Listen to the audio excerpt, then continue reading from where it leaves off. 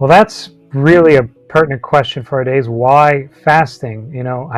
I think the better question is why not? Like, we're pretty soft in the church nowadays in regards to fasting. I mean, go find your grandparents or your great grandparents and ask them about how often they fasted. Like, I think one reason we have so many questions about it is because we're bad at it, and we're bad at it because we don't do it. It's a virtue. It requires doing it and doing it badly to get better at it. But why do we fast? Well, that's an easy answer. Because Jesus does, right? Jesus fasts for 40 days in the desert. So we imitate everything that Jesus does. So we fast because he does.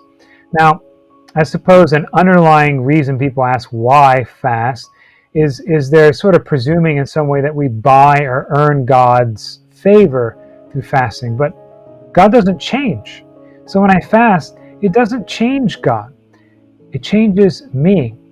I read a book once that was pondering this very question.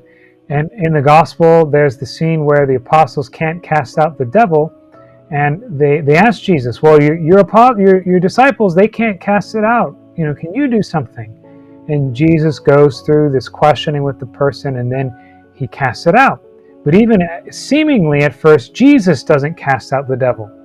So then and then Jesus explains this kind can only come out through prayer and fasting. Well, why couldn't Jesus do it? Did he lack the power? Obviously, he had the power.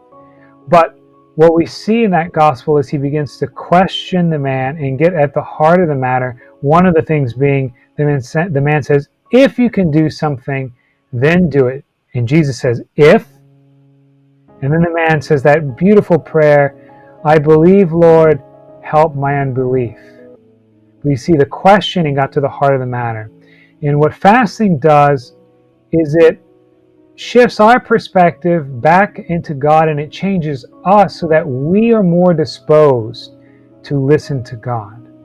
So I think the reason that some devils only come out through prayer and fasting is we're trying to do it too much on our terms and according to our understanding and our human strength. Fasting, I think, is less about being hungry and more about depending and finding our satisfaction in God. And so therefore, we change through the prayer of fasting, and it allows God to communicate and work with us more easily.